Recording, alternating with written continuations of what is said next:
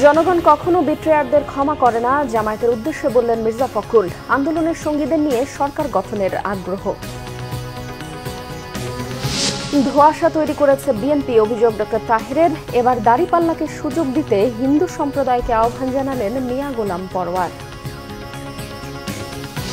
15 ফেব্রুয়ারির আগেই নির্বাচন, নিশ্চয়তা দিলেন প্রেস সচিব। গণভোটের দ্রুত আদেশ জারির দাবি হাসনাতের।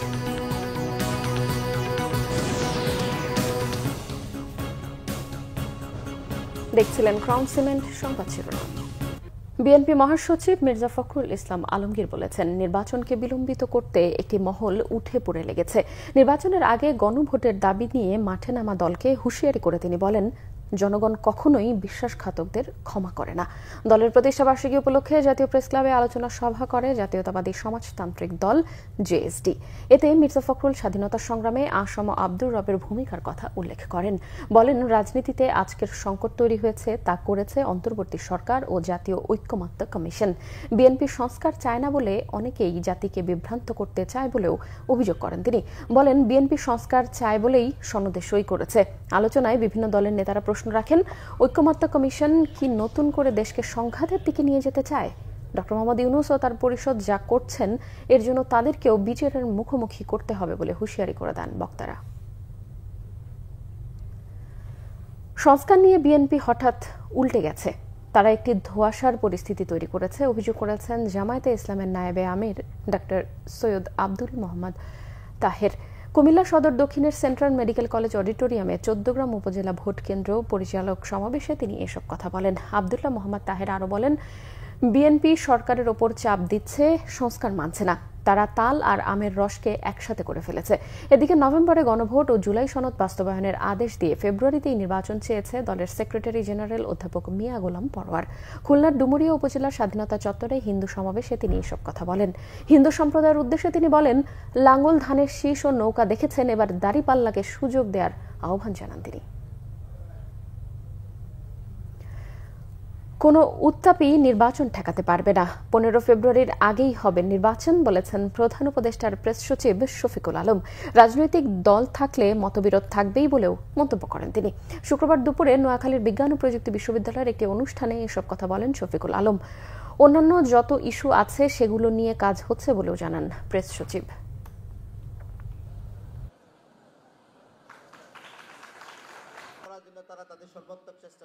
কোনো উত্তাপ জাতীয় নির্বাচনে কোনো প্রভাব ফেলবে না। পলিটিক্যাল পার্টি থাকলে মতবিরোধ থাকবে, আমি এক কথা বলবো, আরেকজন আরেক কথা বলবেন, এটাই নিয়ম। পলিটিক্যাল পার্টিগুলো পুরো পৃথিবীতে এটাই নিয়ম। যে কোনো ডিসিশনই হোক না কেন, ইলেকশন 15 ফেব্রুয়ারির আগে, ফেব্রুয়ারির প্রথমার্ধে হবে। এটা কোনো শক্তি না এই ইলেকশনকে পিছানো। সংসদ নির্বাচনের আগেই গণভোটের আদেশ জারির দাবি করেছেন জাতীয় নাগরিক পার্টি এনসিপির দক্ষিণাঞ্চলের মুখ্য সংগঠক হাসনাত আব্দুল্লাহ। দুপুরে পিরোজপুরে সংগঠনটির জেলার নেতাদের সাথে মতবিনিময়ে তিনি আরও বলেন, গণতান্ত্রিক উত্তরণের জন্য অবশ্যই নির্বাচন হতে হবে, তবে এর আগে গণভোটের পক্ষে আদেশ দিতে হবে। আওয়ামী লীগের মনোনীত রাষ্ট্রপতি নয়, বরং প্রধান উপদেষ্টাকেই এই আদেশ দেওয়ার দাবি জানান হাসনাত।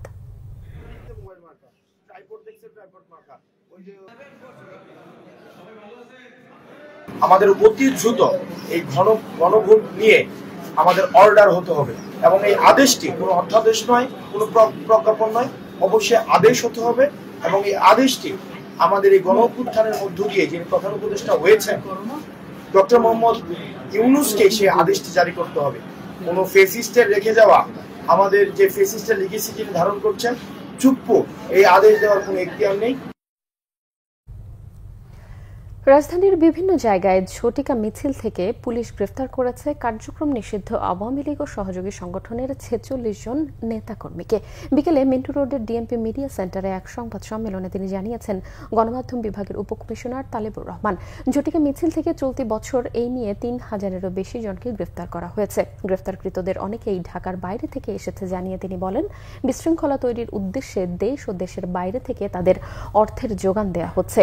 ঢালাও গ্রেফতার করা হচ্ছে কিনা এমন প্রশ্নের জবাবে তালেবুর রহমান বলেন, গণগ্রেফতার নয়, সুনির্দিষ্ট অভিযোগের ভিত্তিতেই তাদের আইনের আওতায় আনা হচ্ছে। নির্বাচনকে সামনে রেখে নিষিদ্ধ সংগঠনগুলোর তৎপরতা বাড়তে পারে বলে শঙ্কাও জানান এই পুলিশ কর্মকর্তা।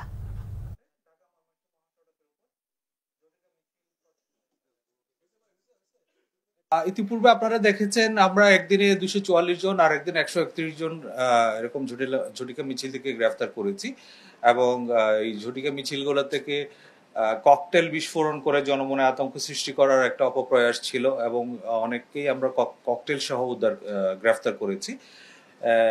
তাদের মূল উদ্দেশ্য হচ্ছে জনমনে আতঙ্ক সৃষ্টি করা এবং যে অপতৎপরতা তারা চালিয়ে যাচ্ছে সেটা যেন নির্বিঘ্নে করতে পারে, কিন্তু আমরা সতর্ক রয়েছি। আর যারা ঢাকার বাইরে আসছে সে বিষয়ে আমরা অবশ্যই নজরদারি রাখছি। আমাদের নজরদারি এবং তৎপরতার কারণেই এই যে গ্রেফতারগুলো সেটা সম্ভব হচ্ছে। দেশের বিভিন্ন জায়গার আরো কিছু খবর নিয়ে এবার দেখুন একটি ডেস্ক রিপোর্ট।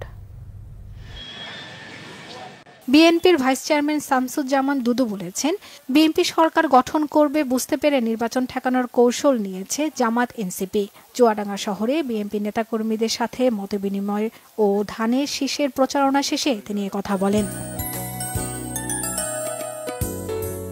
বিএনপির 31 দফা প্রচারে এবং দলীয় প্রতীক ধানের শীষের পক্ষে গণসংযোগ করেছেন কিশোরগঞ্জ জেলা বিএনপির নেতা ব্যারিস্টার আতিকুর রহমান। ফ্যাসিস্ট সরকার দেশের যে ক্ষতি করে গেছে তা কাটিয়ে উঠতে প্রয়োজনীয় সংস্কার ও উন্নয়নে বিএনপির বিকল্প নেই বলে জানান তিনি।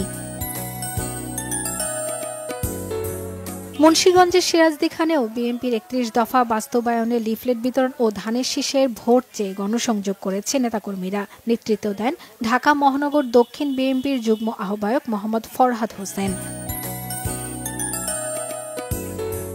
অটোরিকশার চালকদের ট্রেনিং ও লাইসেন্স দিয়ে মহাসড়কে চলাচলের সুযোগ করে দেয়া হবে বলে জানিয়েছেন বিএনপির কেন্দ্রীয় সহশ্রম বিষয়ক সম্পাদক হুমায়ুন কবির খান। গাজীপুরের কালিয়াকৈর বাস টার্মিনালে অটোরিকশা চালকদের আলোচনা সভায় তিনি কথা বলেন। বিএনপির নতুন সদস্য গ্রহণ ও নবায়ন কর্মসূচি হয়েছে সাভারে। রাজাসনের পালোয়ান পাড়ায় এই কর্মসূচিতে প্রধান অতিথি ছিলেন ঢাকা জেলা বিএনপির সিনিয়র সহসভাপতি খন্দকার শাহ মাইনুল হোসেন বিল্টু। যুবদলের প্রতিষ্ঠাবার্ষিকী উপলক্ষে র্যালি হয়েছে ময়মনসিংহের ঈশ্বরগঞ্জে। র্যালি শেষে হয় সংক্ষিপ্ত আলোচনা সভা। নরসিংদীর ঐতিহ্যবাহী বাণিজ্য কেন্দ্রগুলোতে জুলাই পরবর্তীতে চাঁদাবাজির অভিযোগ করেছেন ইসলামী যুব মজলিসের নেতাকর্মীরা। নরসিংদী প্রেস ক্লাবে সাংবাদিকদের সাথে এক মতবিনিময় সভায় তারা এ অভিযোগ করেন। দীর্ঘ ভোগান্তির পর ঠাকুরগাঁও পৌরসভাধীন রাস্তার কাজ শুরু হয়েছে। 30 কোটি টাকা ব্যয়ে পৌর কমিটি সেন্টারে এ কাজের উদ্বোধন করেন জেলা বিএনপির সভাপতি মির্জা ফয়সাল আমিন। রাঙামাটিতে লাখো মানুষের সাধু সাধু ধ্বনিতে কঠিন চিবরদান উৎসব হয়েছে। রাঙামাটি রাজবন বিহার প্রাঙ্গণে এ উৎসব হয়। সাতক্ষীরার তলায় 8 দলীয় ফুটবল টুর্নামেন্টের ফাইনাল হয়েছে। প্রধান অতিথি ছিলেন সাবেক এমপি বিএনপির প্রকাশনা বিষয়ক সম্পাদক হাবিবুল ইসলাম হাবিব। শর্মিলা কেয়া, বাংলা ভিশন নিউজ ডেস্ক। দর্শক, এই ছিল এখনকার মতো। পরের সংবাদ সন্ধ্যা 7:30টায় দেখার আমন্ত্রণ রইল। এতক্ষণ সঙ্গে থাকায় ধন্যবাদ সবাইকে।